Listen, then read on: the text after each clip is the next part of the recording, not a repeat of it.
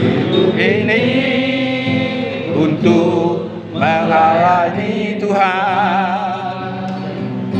Jangan sia-siakan waktu yang Tuhan beri. Hidup ini harus jadi berkat. Oh Tuhan, pakailah hidupku selagi aku masih kuat. Bila saatnya nanti ku tak berdaya lagi, hidup ini sudah jadi berkat. Hidup ini adalah kesempatan. Hidup ini untuk melayani Tuhan. Jangan sia-siakan waktu yang Tuhan beri. Hidup ini harus jadi berkat. Oh Tuhan, pakailah hidupku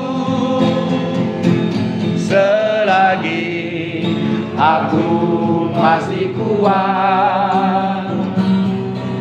Bila saatnya nanti ku tak berdaya lagi, hidup ini sudah jadi berkat.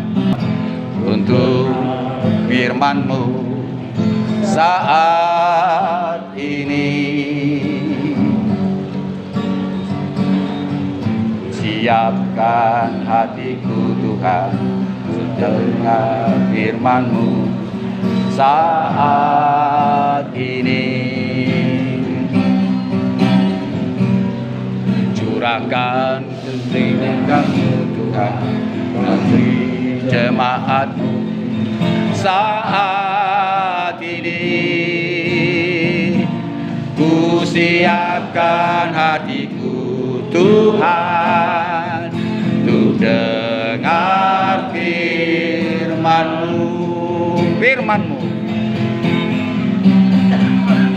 firman-Mu Tuhan, tiada berubah.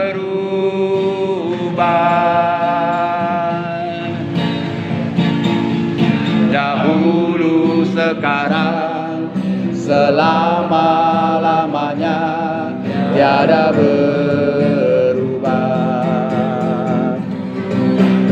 Firman-Mu Tuhan, penolong hidupku.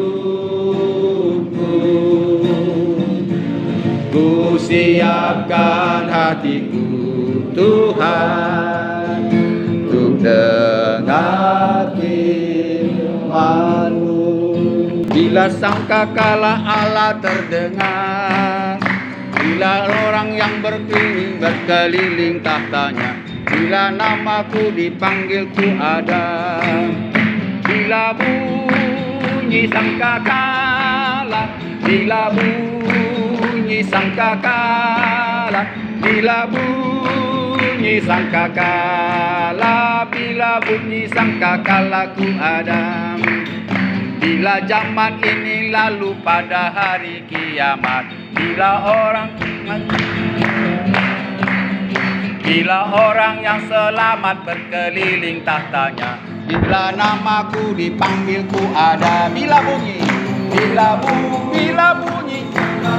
sangkakala, bila bunyi sangkakala, bila bunyi sangkakala, bila bunyi sangkakala ku ada.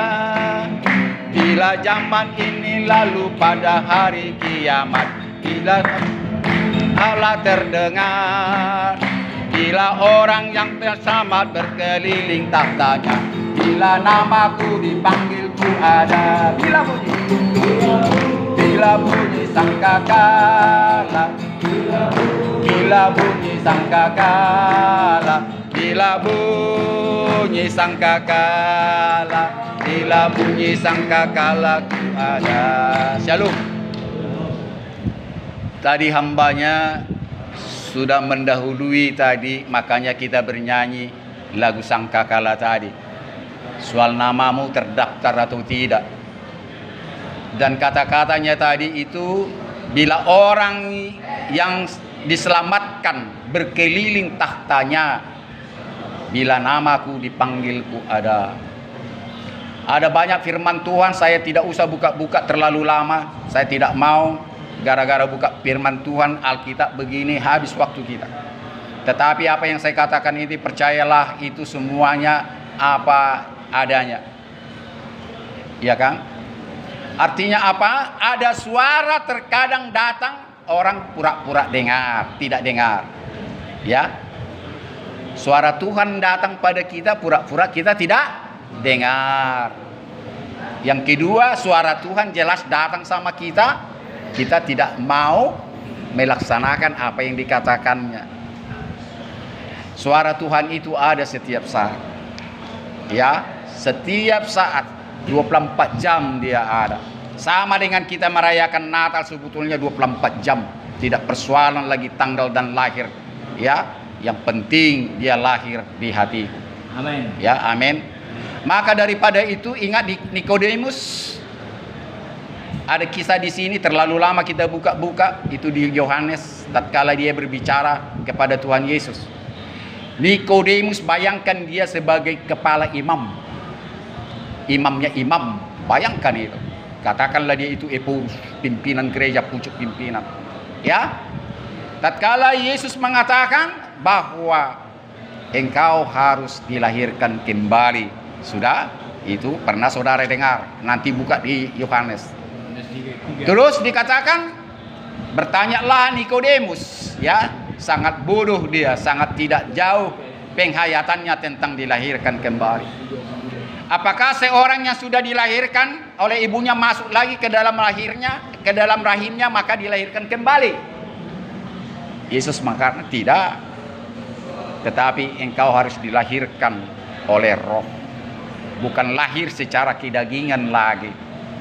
Makanya dikatakan oleh Rasul Paulus, sering dikatakan di sini, baca nanti surat-surat Rasul Paulus, engkau bukan lahir dari dunia lagi, tapi sudah dari sorga. Ini sulit orang merenungkan dan menerima dan mengerti. Apa iya ya? Ada orang di dunia ini bukan dilahirkan dari dunia lagi, tetapi sudah dilahirkan dari dunia lain, yaitu Roh Kudus. Amin. Ya, inilah yang dimaksud tadi, menerima dia sebagai Tuhan dan Juru Selamatnya. Di Polsek Sunggal 2 orang mau saya baptis dalam nama Bapa, Anak, dan Roh Kudus. Tanda dia menerima dia sebagai Tuhan dan Juru Selamatnya secara pribadi, ya, bukan karena opungnya bapaknya Kristen. Tapi sungguh-sungguh saya hari ini baru betul-betul bertemu dengan dia. Dan betul-betul ini menangis ini. Dua-duanya menangis ini. Baru betul-betul saya merasakan dia ada di dalam hati saya. Inilah rupanya lahir dia di hati saya. Dan dia di antara mereka sudah ada yang dibaptis, tapi tidak mengerti arti baptisan itu. Makanya dibaptis ulang. Yang mau saya katakan apa? Syaratnya 2. Pertama, saudara harus minta ampun sama Tuhan akan dosa-dosamu. Harus saudara akui. Pengakuan dosa dan minta pengakuan dan pengampunan bisa berlangsung saat ini juga. Amin. Bisa Anda aminkan itu? Saat di mana saudara mengaku dosa, minta pengampunan, di situ Tuhan bisa mengampunimu. Kalau sungguh-sungguh saudara betul-betul mengakui dan minta pengampunan. Itu satu. Dan yang kedua saya bilang, jangan ada dendam kepada orang lain. Jangan ada dosa orang lain yang kau sembunyikan dalam hatimu. Sekarang ini harus Anda tinggalkan. Siapa yang angkat tangan? Saya bilang yang 2 orang ini, dua-dua angkat tangan. Memang ada. Terus yang satu mau bersedia mengampuni orang yang bersalah. Yang satu lagi tidak mau. Perhatikan omongan saya. Yang satu mau mengampuni orang yang bersalah sama dia. Saya bilang, tolong ingat sebelum saya membaptismu. Ingat Pak Pendeta. Tapi yang satu, ingat, tapi saya tidak mau mengampuni dia. Luar biasa. Kesaksian ini dalam perayaan Natal kemarin, hari Rabu yang lalu. Kalau Sabtu di Polrestabes. Tuhan memberkatimu, saya bilang. Pengakuanmu, Tuhan memberkatimu. Tapi suatu saat saya percaya, engkau harus bisa mengampuni orang yang bersalah kepadamu. Silakan mundur. Tidak jadi yang satu itu, saya baptis. Saya tidak mau berdosa, membaptismu dalam nama Tuhan yang hidup, dan Tuhan yang eka, Tuhan yang satu. Sedangkan engkau masih menyimpan dosa orang lain di hati. Itulah pengertian kalau mau saudara dibaptis harus betul-betul mengaku dosa dan minta pengakuan dan minta pengampunan dan mengampuni orang yang bersalah kepadamu. Dan syarat yang selanjutnya, saudara harus bisa mengikrarkan iman pengakuan tentang keberadaan dia. Banyak gereja kata-katanya berbeda, ada yang panjang, ada yang pendek, tapi arti dan makna pengakuan iman rasul itu sama, yaitu yang menyangkut Trinitas, yang mengakut tentang pengakuan dosa, pengampunan dosa, yang menyangkut kebangkitan daging dan hidup yang kekal. Itu inti daripada pengakuan iman rasuli. Sama dengan saudara kita Muslim, ada 2 kalimat syahadat yang diucapkan kalau mau resmi menjadi seorang Muslim. Dan kita juga seorang Kristen, pengakuan iman rasuli itu sekali lagi saya katakan berbicara tentang Trinitas, ya, dari Bapa, Anak dan Roh Kudus. Dan setelah itu ditambah lagi ada pengampunan dosa, ya, ada kebangkitan daging, ada kehidupan yang kekal. Itu yang paling penting. Bersedia, katanya bersedia. Jadi saya mau katakan itu semua agar saudara juga bisa ikut perjamuan kudus. Kalau perjamuan kudus itu bolak-balik dilakukan, dan di sini kita adakan setiap minggu pertama ada perjamuan kudus. Dan kalau untuk pembaptisan itu yang saya katakan tadi, itu tempo-tempo, ya, tidak secara khusus harinya. Tetapi kapanpun jika hari Kamis dan minggu yang kita hadir di sini bisa saja dilaksanakan, ya. Cuma yang saya mau katakan ada apa? Pengertian namaku dipanggil di sana, aku ada. Itu artinya dia sudah terdaftar seperti hambanya sudah mengatakan tadi. Apabila bunyi sangkakala, aku dipanggil, aku ada. Karena dia percaya sudah ada namanya terdaftar di sini. Saudara percaya kapan lahir? Tanggal 17 November tahun 77. Sebelum itu Anda di mana? Tidak ada. Saudara mengatakan semua tidak ada? Coba angkat tangan. Sebelum lahir, saudara memang belum ada? Semua? Ada yang bilang sudah ada? Ada angkat tangan? Belum ada semua, ya? Amin. Saya katakan menurut firman Tuhan, saudara sudah ada. Tak sanggup otak kita memikirkan itu. Sudah ada.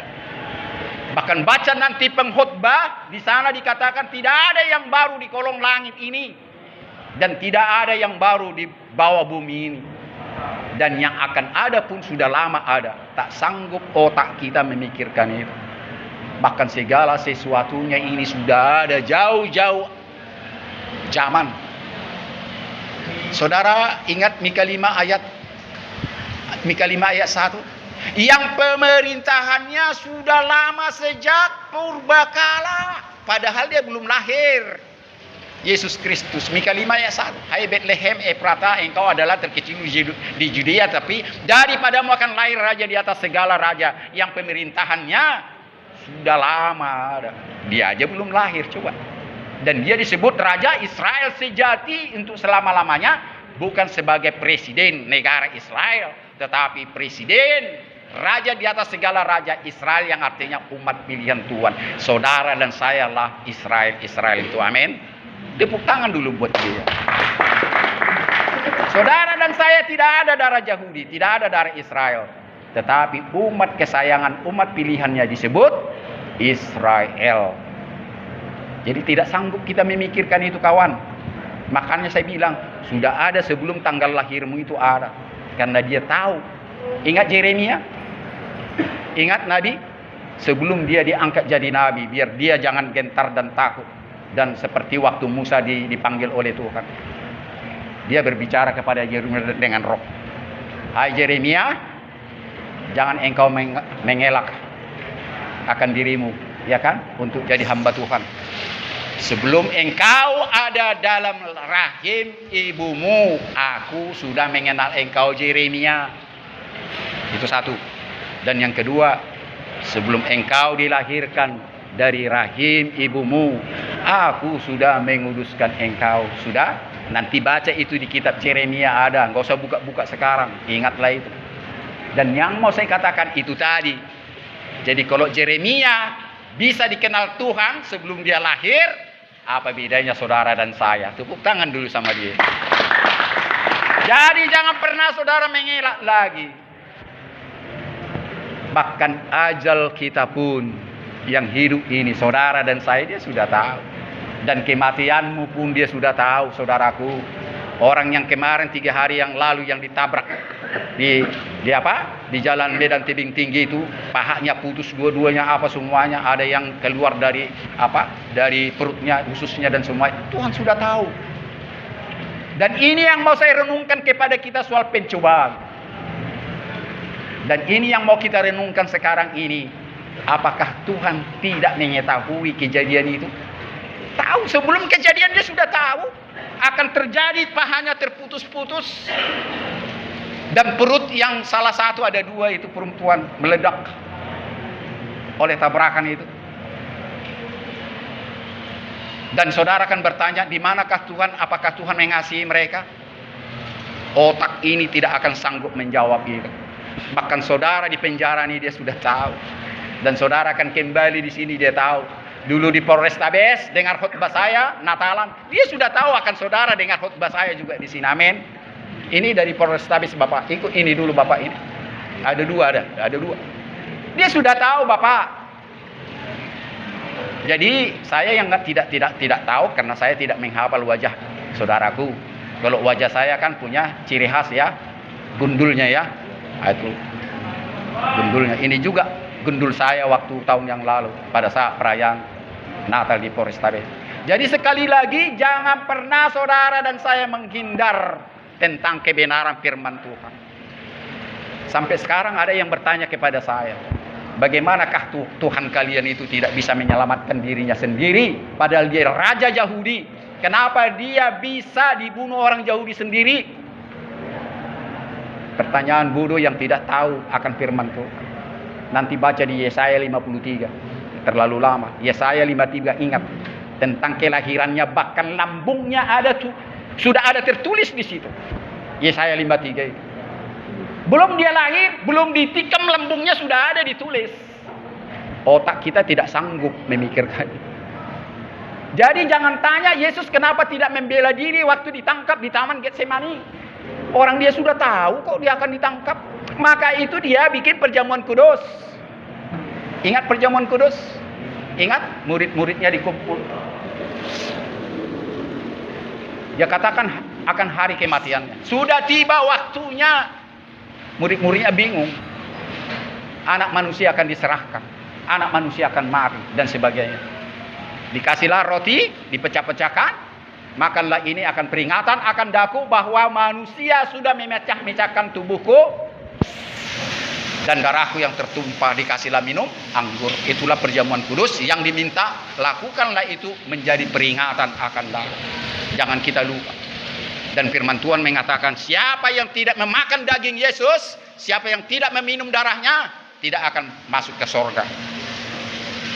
Ada tetangga yang bertanya, kanibal orang Kristen ya? Tidak ada orang Kristen kanibal. Arti memakan dagingnya, minum darahnya. Artinya kita satu tubuh dengan Kristus. Tepuk tangan buat dia. Maka itu waktu Yesus berbicara sebagai manusia, ya, sering dia berbicara tentang perumpamaan. Ingat? Dan murid-muridnya bertanya, Tuhan, Guru, kenapa engkau selalu berbicara tentang perumpamaan? Saudara tahu apa jawabannya? Waktu murid-muridnya bertanya, apa jawabannya? Biar semua orang yang punya mata melihat, yang punya telinga mendengar. Karena tidak semua firman Tuhan itu dimengerti orang. Amin. Terpujilah nama Tuhan kalau saudara mengerti firman Tuhan. Ya, apapun yang disampaikan kepadamu, bukan hanya dibilang amin, tapi betul-betul mengerti, dapat disantapnya. Seperti apa yang saya katakan tadi. Mungkin saudara tidak pernah mendengarkan itu. Siapa yang tidak makan dagingku dan tidak minum darahku tidak layak ke sorga. Artinya saudara harus bersatu dengan dia. Imam itu artinya perjamuan kudus ini. Ingat, kita harus satu daging dengan dia, satu roh, satu kesatuan. Itu artinya bukan memakan daging yang sesungguhnya kanibal. Makanya dikatakan yang punya mata melihat, yang punya mata melihat, yang punya telinga mendengar. Tidak semua karunia diberikan kepada orang untuk mengertikan firman Tuhan. Dan cukup sekali Tuhan itu lahir di hatimu dan hati saya. Kalau dia lahir sama saya tahun 76, tatkala saya kelas 2 SMA, tim penginjilan dari Persekutuan Penginjilan Indonesia dari Batu Malang datang ke Kota Madia, Medan, diadakan KKR. Selama ini memang saya sudah Kristen, tapi disitulah saya berjumpa sama dia. Disitulah saya betul-betul tahu bahwa memang ada Roh Kudus, memang ada Jesus Christ itu. Dan saya menerima dia, saat menangis sejadi-jadinya saya. Saya datang sendiri. Saya tidak dipengaruhi orang tua dan kawan-kawan, tidak, saya datang sendiri. Dengan sepatu bulldog dulu, cantik. Bayangkan, saya seperti orang gila tidak tahu apa-apa. Saya tinggalkan sepatu bulldog saya itu. Saya pergi ke Langgatan itu. Tolong bawa saya ke dunia penginjilan, saya bilang. Dengan menangis saya. Tolong saya bawa sekarang ini ke dalam dunia penginjilan. Karena saya sudah kenal dia, saya bertemu dengan dia saat itu. Saudara tahu apa jawabannya? Jangan nakku, teruskan sekolahmu. Ada saatnya kau akan dipanggil. Ada saatnya kau memulai penginjilan. Aneh bin ajaib, ajaib bin aneh. Mulai hari itu, mulai besoknya, saya Nabi Belon. Bahasa Bataknya itu gila Bible. Memang orang Kristen harus gila Bible. Artinya harus rindu. Pagi, siang, sore, malam harus rindu dengan ini. Itu namanya Nabi Belon. Ada banyak orang yang salah. Jangan baca-baca itu nanti kau gila Alkitab. Memang harus gila Alkitab. Saya katakan harus gila Alkitab, artinya harus rindu membaca ini. Agar boleh menjadi rema. Agar boleh saudara menghayati, merenungkan. Baca nanti Mazmur 1. Ingat itu yang saya katakan. Di situ harus dikatakan kita merenungkan firman Tuhan siang dan malam. Bagaimana saudara merenungkan firman Tuhan siang dan malam kalau tidak ada yang melekat? Betul? Betul atau betul?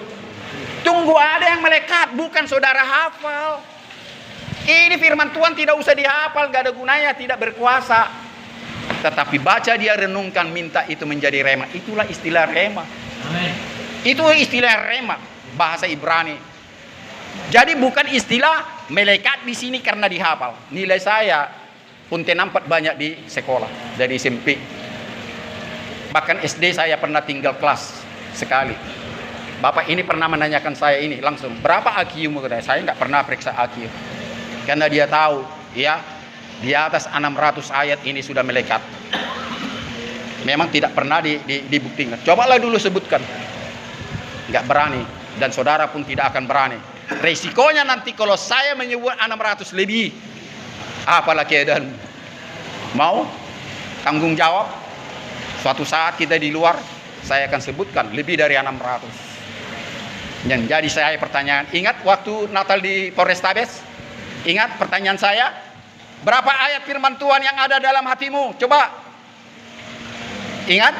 Ada satu orang, ya satu ayat. Tidak ada sampai 10, hanya satu ayat. Jadi apa artinya di apa tadi? Di apa nama yang saya katakan tadi di roh apa? Di Mazmur 1. Renungkanlah firman Tuhan siang dan malam, ya, agar engkau seperti pohon yang ditanam di tepi aliran air yang menghasilkan buah pada musimnya, yang tidak layu daunnya. Apa saja saudara perbuat berhasil. Itu yang dimaksud Raja Daud. Dan Mazmur Daud ini harus Anda aminkan. Ini nubuatan juga. Karena banyak Mazmur di sini belum terjadi. Ribuan tahun yang lalu Mazmur ini dibuatnya, terjadi sekarang ini. Amin. Ini juga nubuatan. Termasuk Amsal Sulaiman, nasihat-nasihat Raja Sulaiman. Itu sudah ribuan tahun berlangsung sangat terjadi. Ya, termasuk bangsa Israel sekarang sedang berduyun-duyun masuk kota Yerusalem. Itu sudah dibuatkan sebelum dia datang. Tunggu genap bangsa Israel yang aku tentukan kembali kepada kota yang kubangun, kota Sion, kota Yerusalem. Sekarang berduyun-duyun. Betul? Amin. Berduyun-duyun. Karena apa?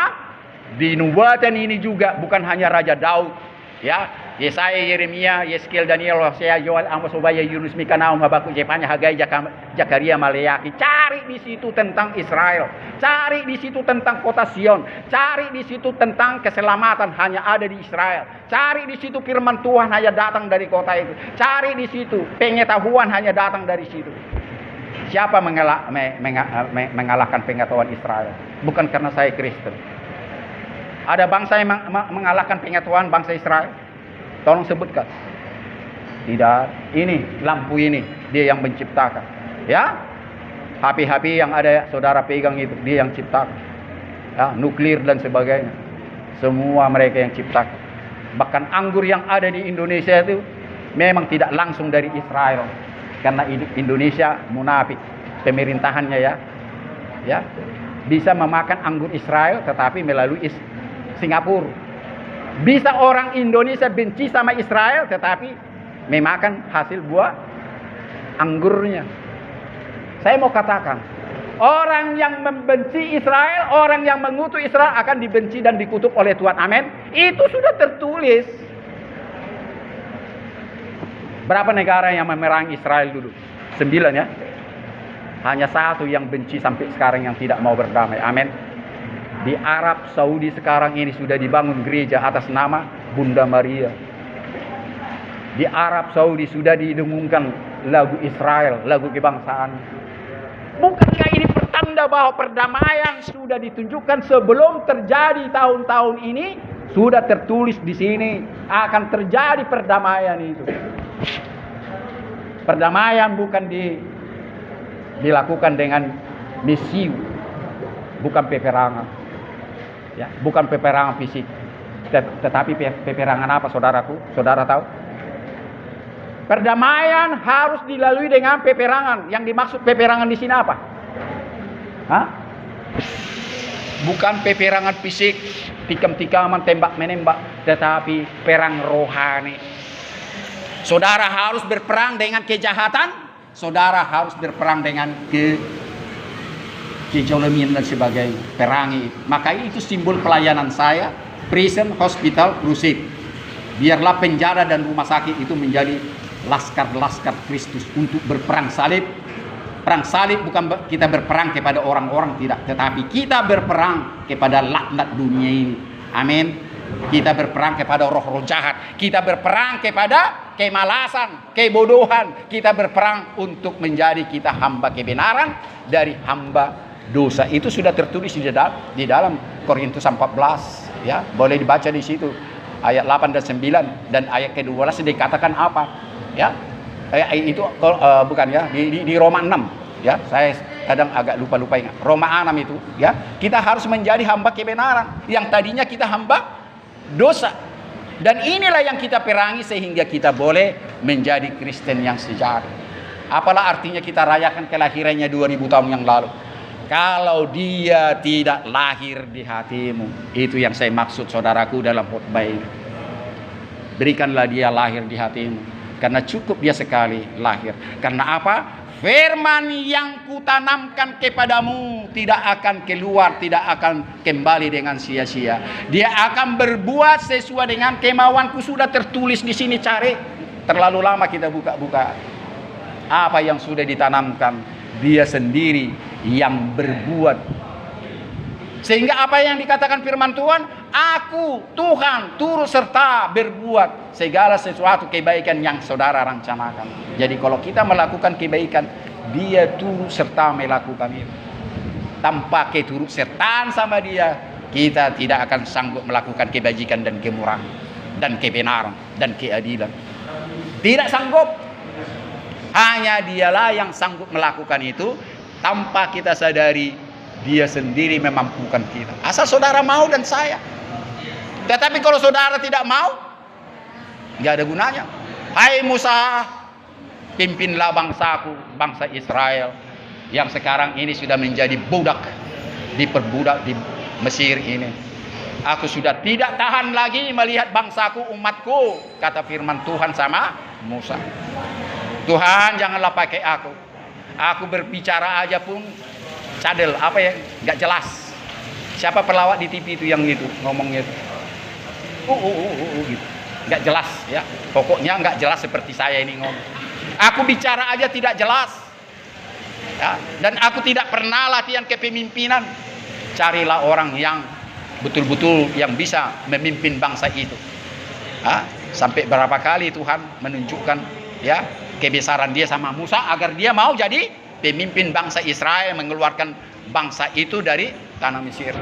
Ya, sampai mujizat-mujizat dilakukan kan. Betul? Tidak perlu saya ulang-ulangi ya, termasuk tongkat yang menjadi ular kan, termasuk air, sungai menjadi darah dan sebagainya. Banyak mujizat yang dilakukan agar dia percaya Tuhan berbicara tentang dia. Termasuk tangan yang disuruh dimasukkan ke sakunya, tangan itu menjadi penyakit kusta. Tapi kembalikan lagi masuk, tangan itu sembuh. Dan inilah mujizat yang ditunjukkan agar Musa percaya bahwa yang berbicara itu adalah El Sebaot, pencipta langit dan bumi. Dialah Tuhan satu-satunya El Ekab. Ya, itulah Tuhannya orang Israel.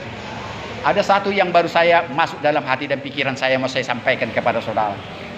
Mazmur, bukan Mazmur, ya katakanlah Mazmur, dan termasuk kitab-kitab Ibrani, khususnya Yesaya 53 ini saya sangat senang sekali Yesaya 53. Ini sering dibacakan ini di gereja-gereja waktu itu, di bait Tuhan. Ya, di situ tertulis dia yang akan lahir, dan saya ulangi lagi, dia yang akan tertikam. Tetapi tahu nggak saudara, justru bangsa itu yang menangkap Yesus, dan bangsa itu yang menggantungkan dia. Dia tidak tahu inilah yang ditunggu-tunggu, yang sering dibacakan di gereja-gereja waktu itu. Bodoh bin apa tolol, bodoh bin tolol imannya ya. Sampai sekarang agama itu menunggu kelahiran Mesias. Padahal kita sudah menikmati dia, kelahiran dia. Ya, udah 2000 tahun yang lalu manusia menikmati kelahiran dia, sengsara dia, matinya dia. Oleh karena matinya dia, bilur-bilurnya banyak orang disembuhkan, banyak diselamatkan. Yang tadinya putus asa bunuh diri, tetapi sekarang selamat.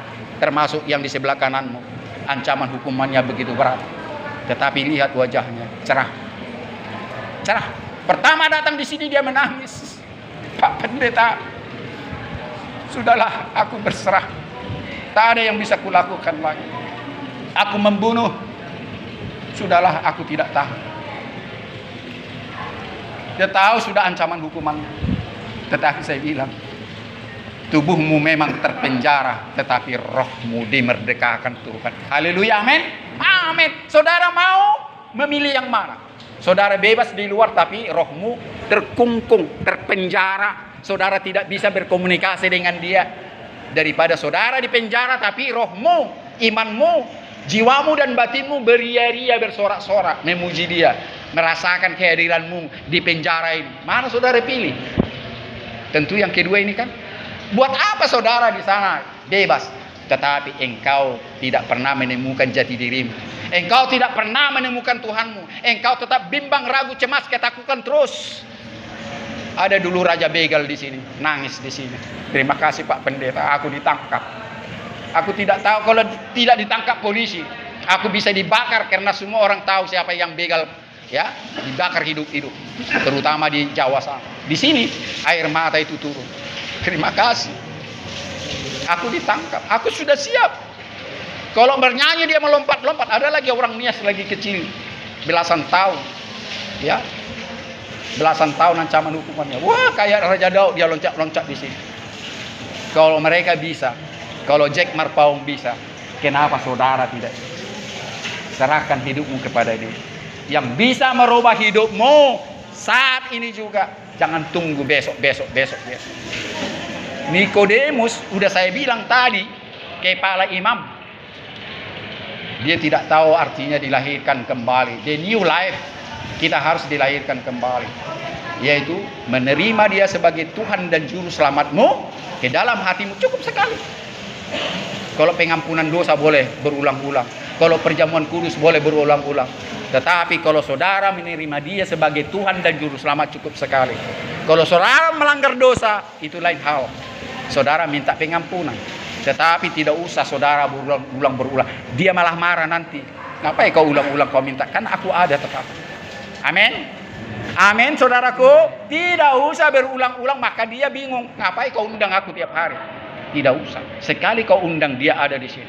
Tetapi pergunakanlah waktu yang ada, pergunakanlah segala keadaan, biarlah rohmu melayang-layang sama dia, bersama-sama dia, berhubungan sama dia. Bukan berhubungan dengan dia dengan baca-bacaan.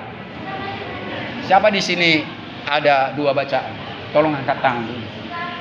Ada banyak orang Kristen juga ada 2 jadi kantongi sini, dibaca kayak gini. Nggak ada di sini? Kalaupun tidak ada banyak ya, masih berdoa dengan baca-bacaan, ya. Saya menangis. Kenapa sama Tuhan berdoa dengan disetting? Kenapa berhubungan sama Tuhan berbicara dengan doa tunggu di konsep dulu? Kenapa saudara dan saya di sini bicara tanpa di konsep? Ada kita konsep di sini satu hari ini nggak ada? Kita bebas berbicara, maka daripada seseorang yang ada di dalam Tuhan kapan saja dan di mana saja, dalam waktu apa, dalam keadaan apa bisa berbicara, tidak usah panjang-panjang. Karena dia selalu berbicara di hati kita. Bukan kita dengar dengan telinga kita, tetapi jelas suaranya. Jangan lakukan itu. Pergi kau ke sana, berkati orang sana, kasih sumbangan ke sana. Kau masuk dalam persekutuan, jelas. Tapi kita lawan. Suara itu jelas ada, jangan lakukan itu nakku, terutama yang tadinya kita seharusnya tidak melakukan itu pelanggaran KUHP, kita langgar, jadilah di sini. Kalau kita sudah melanggar, jangan lagi nak ulang-ulangi. Kau sudah masuk penjara, kita bandel, kita ulangi lagi. Ya, anak saya lulusan dari SMK Telkom. Pak, saya jangan dulu kuliah tahun ini. Memang nggak kuliah dia. Kenapa anakku? Saya mau memperdalam main game. Loh, itu main judi? Enggak, Pak. Betul nggak main? Enggak, Pak. Itu main game. Sekarang dipertandingkan itu. Saya nggak tahu. Itu dipertandingkan dalam dunia internasional. Dan saya mau merebut 10 besar Indonesia. Ya, minimal 10 besar Indonesia katanya. Jadi kau sudah punya grup? Sudah ada, Pak. Di mana? Ada di Bali, ada di Bandung, ada di sini. Saya nggak tahu perkembangan itu kan. Itulah gamer itu ya. Rupanya bisa menghasilkan uang ya. Ya, saya tidak tahu. Bukan judi, enggak, Pak. Datanglah kepala sekolah dan guru-guru ya, anakmu luar biasa, tapi pelajaran ketinggalan. Bayangkan kelas 1 dia, banyak pelajaran tidak selesai, sehingga kelas 3. Stres saya, Tuhan, umur saya sudah 63. Kapan lagi saya lihat anak saya ini sarjana? Rupanya itulah sibuk main ini. Dan ia diakui dan pernah membawa sekolah itu untuk pertandingan. Dan kakaknya marah kenapa tidak ikut pon kemarin. Itu ada pertandingan ya, di pon ya, main game itu ya. Nah, itulah saya nggak tahu dia. Jadi papa nggak usah kasih uang, nggak usah lagi ya. Kenapa nggak dari dulu? Rupanya dia sudah punya uang waktu kelas 1. Tapi saya kasih juga jajannya. Nah, ini mau saya katakan kepada saudara-saudara karena ada kasus di sini judi online. Ya, saya dah ingatkan saudaraku, itu rupanya judi online dan lagi yang seperti yang kata anak saya. Ya, memang saya tanya tadi bisa menguntungkan, oh bisa Pak Pendeta, ya puji Tuhan. Tetapi saya katakan di sini tidak ada kata judi. Tolong tunjukkan saya tidak ada kata judi, tetapi ada kata yang bisa kita artikan bahwa di sini dilarang menjudi. Saudara pernah temukan? Ada pernah menemukan di sini? Pertama Korintus 13, di situ Anda baca salah satu item daripada kasih. Ya, salah satu daripada item kasih itu adalah jangan mencari keuntungan diri sendiri. Main judi mencari keuntungan diri sendiri bukan? Betul kan? Mana ada kita main judi memberkati lawan kita atau kita kalah-kalahkan untuk dia menang? Tadi kalau segala cara ya kita buat menipu lawan kita untuk kita menang. Termasuk saya dulu pernah main judi. Ya, saya main judi menjebkan kartu saya lebihkan di sini, saya tambah di sini. Orang tidak tahu. Semakin banyak kartu saya kan untuk semakin cepat game ya. Nah, termasuk saudara. Jadi tidak ada memberkati lawan kita atau mengalahkan diri kita sama lawan kita kalau main judi. Bagaimana cara? Itulah makanya KUHP melarang main judi. Ya, karena apa? Sudah dipastikan akan terjadi pertengkaran, perkelahian, bahkan pembunuhan. Ya, negara yang lain ada ya yang resmi main judi, ya. Banyak negara-negara yang maju tidak dilarang main judi. Ya, bahkan itu ada orang Chinese mati main judi. Itu ada resmi di Indonesia, bisa main judi di situ. Ya, orang Tionghoa mati kan itu adatnya. Itu salah satu itu. Tetapi yang di sini dikatakan apa? Jangan mencari keuntungan diri sendiri. Kalau hukum ekonomi apa dikatakan? Dengan modal yang sekecil-kecilnya untuk keuntungan yang sebesar-besarnya, itu hukum ekonomi. Ya, tetapi Indonesia memegang hukum ekonomi Pancasila. Sekalipun hukum ekonomi dunia mengatakan tadi dengan mengeluarkan dana yang sekecil-kecilnya untuk mencari keuntungan sebesar-besarnya, tetapi hukum ekonomi Pancasila kita tidak boleh mengakal-akali orang. Jangan katakan modalnya 100.000 padahal saudara udah untung 20.000. Modalnya cuma 20. Ibu, bapak ini modalnya 100.000 loh. Udah 105 aja lah biar ada 5.000 untung saya. Siapa pedagang di sini? Tolong angkat tangan siapa pedagang. Mudah-mudahan saudara tidak melakukan itu. Kan sering terjadi kan? Modalnya 100 katanya, padahal modalnya 80. Udah untung dia 20, tambah 5.000. Udah menipu dia. Ini ekonomi Pancasila tidak boleh. Belum lagi mencari untung yang besar-besar. Belum lagi timbangannya. Timbangannya diputar-putar ya untuk menguntungkan dia. Belum lagi seperti di perapat dulu, ya jual mangga. Dipilih yang busuk dikasih. Ya saya nggak tahu sekarang ini. Kalau itu dulu udah sering. Terus saya pernah tanya itu sama inang-inang di situ, kenapa? Amang kami nggak untung banyak lah. Ya katanya, cobalah. Secara manusiawi tidak salah. Mereka untung banyak, udah dipilih yang memilih mangga ini yang segar-segar, silat mata dia, misalnya 1 kilo 2 kilo udah disembunyikan di sini yang sudah layu-layu. Silat mata ini dikasihnya. Yang segar dipilih. Pembeli mangga ini nggak tahu diganti di situ. Sampai di Medan atau di mana? Kok lecet-lecet ini semua katanya. Cuma berapa yang segar? Itu zaman dulu, kalau sekarang nggak tahu. Itu sempat saya tanya itu. Gitulah sampai sekarang. Termasuk jual ini timbangannya itu, ya, timbangan itu. Jadi saudaraku nanti buka ini bolehlah kita buka Galatia 5. Ini bolehlah kita buka Galatia 5. Ya, di situ ada ayat yang ke-19, 20 dan 21. Dan nanti ada ayat yang ke-22 dan 23. Ini boleh kita buka. Ini penting. Kalaupun saudara sudah pernah membacanya ini. Ya. Mari kita baca sama-sama Galatia 5 itu. Di situ ada 15 item, ya, 15 item, sedang di ayat yang ke-22 23 hanya 9 item. Ya. 9 item dengan 15 item. Saya minta saudara baca. Walaupun saya bisa mengatakan itu tanpa saya baca. 1, 2, 3. Galatia 5 ayat 19, 20 dan 21. Sudah? Galatia, Efesus, Filipi, Kolose. Roma, pertama Korintus, 2 Korintus, ya kan? Galatia, Efesus, habis Korintus dia. Sudah? Sudah 3, ya. Perbuatan ini telah nyata, yaitu pembaharuan, kemarahan hawa nafsu, penyembahan berhala, sihir, percobaan, perselisihan, iri, amarah, kepentingan diri sendiri, pencitraan, memecah, kebencian, kemampuan, persatuan, dan sebagainya. Terhadap semuanya itu. Sudah, itu ada 15. Teknik untuk mengingatnya ini, saya selalu pakai teknik setidak-tidaknya saya bagikan ini kepada 15 bagi 3. Jadi 5 kali mengingat 3 sehingga ya genap 15. Dan yang 22 23 itu 9 saya bagi juga 3 jadi 3 bagian. Jadi enak kali kalau saudara secara menghafal tekniknya begini ya. Perhatikanlah nanti. Itu ada 15 kalau saudara bagikan yang pertama 3 bagian, yang kedua 3 bagian itu ya. Sangat menarik itu ya. 3 bagian ada 5 bagian. Itulah yang kita perangi semua yang 15 item. Dan buah-buah roh nanti kita bacakan sekarang ayat 22 dan 3 ya. Buah-buah roh 3 ya. Tetapi buah roh ialah kasih, sukacita, damai sejahtera, kesabaran, kemurahan, kebaikan, kesetiaan, kelemah lembutan, penguasaan diri. Tidak ada hukum yang Sudah. bertarahan. Dan inilah yang saya katakan, tanpa saudara meninggalkan perbuatan 1921, saudara tidak akan bisa melakukan yang 22-23. Tidak akan mungkin. Saudara harus tinggalkan itu. Ya, baru saudara bisa menunjukkan hasil dari buah pertobatan. Inilah yang dikatakan Rasul. Buah pertobatan itu, dan saudara akan dimampukan melakukan itu. Saudara akan memampukan pipimu yang kanan ditampar, kalau pipimu yang kiri ditampar orang.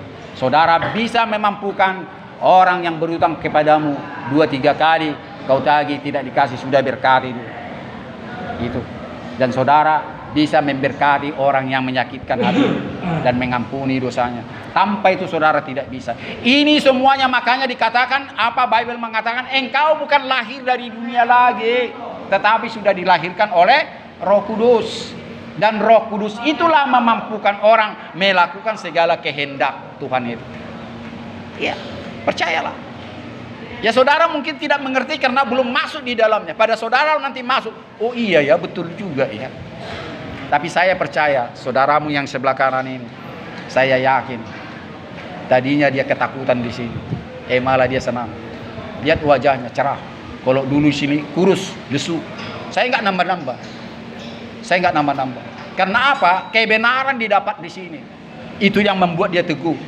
Saya tidak peduli dengan hukuman saya, tetapi saya sudah bebas, tidak terikat lagi. Saya tidak pernah takut lagi.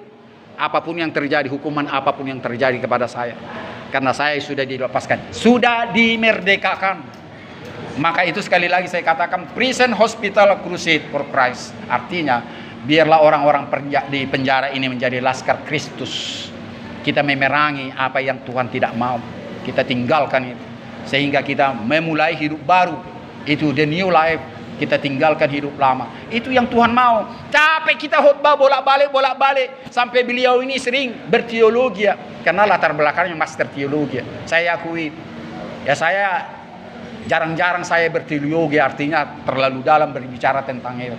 Saya khotbah saya bagaimana saudara dan saya mengerti siapa saudara dan siapa Tuhan kita. Saudara mengenal siapa? Jesus is. Who Jesus is? Saudara sudah menjawab. Dia adalah juru selamatku. Dia my savior. Dia my savior. Itu jawaban saudara. Itu yang paling penting khotbah saya. Saya tidak menyangkal atau saya tidak menyalahkan beliau. Selalu berteologi tentang kebenaran Alkitab. Tidak salah. Ya, karunia itu berbeda-beda. Dari dulu saya mengajarkan bagaimana saudara bertobat. Karena itulah sering dikatakan Yohanes Pembaptis. Ya, yang meraung-raung sebelum dia lahir sudah tertulis tentang Yohanes Pembaptis. Amin. Luar biasa kan? Yaitu siapa mamanya? Elizabeth. Dan dialah yang berseru-seru, persiapkanlah di padang gurun jalan raya bagi Tuhan. Luruskanlah jalan belantara. Jangan yang jalan yang berliku-liku, harus yang jalan yang lurus. Dan gunung-gunung harus diratakan, setiap lembah harus ditutup. Ya, itu khotbah saya sudah pernah ya 3 hari yang lalu atau 3 khotbah yang lalu. Gunung itu adalah jangan saudara sombong. Lembah itu adalah jangan sampai kosong hatimu. Isi dengan firman Tuhan, isi dengan rencana-rencana yang baik setelah keluar dari sini atau saat ini. Ya, hanya satu untuk Tuhan, one way for Jesus Christ. Jangan 2 atau 3 atau 3. Hanya satu untuk Dia. Jangan pilih jalan kiri dan kanan apabila saudara diminta jalan lurus. Itulah kunci keselamatan. Tapi berserah selalu. Karena kunci berserah, Tuhan akan berbuat sesuatu kepada kita. Tetapi kalau saudara pakai akal okolmu, tidak berserah kepada Dia, mati kan? Ada banyak di sini ibu-ibu yang terlibat narkoba.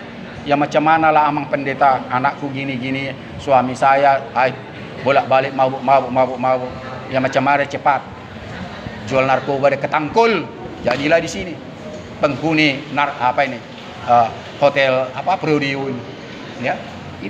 Jadi jangan pakai akal okolmu tentang Tuhan, lakukan kebenaran, lakukan. Saya seperti ini, kami ini tidak ada yang gaji. Pemerintah tidak menggaji kami, Kapolda tidak menggaji kami. Tapi ada aja jalan Tuhan membantu saya. Saya tidak tahu yang lain-lain. Tadi pagi saya buka rekening saya ada yang masuk 1 juta. Tapi itu habis-habis dalam pelayanan. Dan saya tidak pakai itu untuk hura-hura. Ya. Karena saya lakukan pelayanan itu mengeluarkan dana. Ini menyuci ini kendaraan saya yang sebentar sudah mau turun mesin, ya sudah ruhet katanya. Itu dananya dari mana? Ya itu ada aja orang yang kasih. Terkadang ada yang memasukkan ke sini, Pak Pendeta katanya. Jadi kita nggak usah takut. Dan firman Tuhan mengatakan, jika engkau memberitakan firman-Ku, janganlah engkau membawa dua pakaian, janganlah engkau membawa emas, perak dan apapun.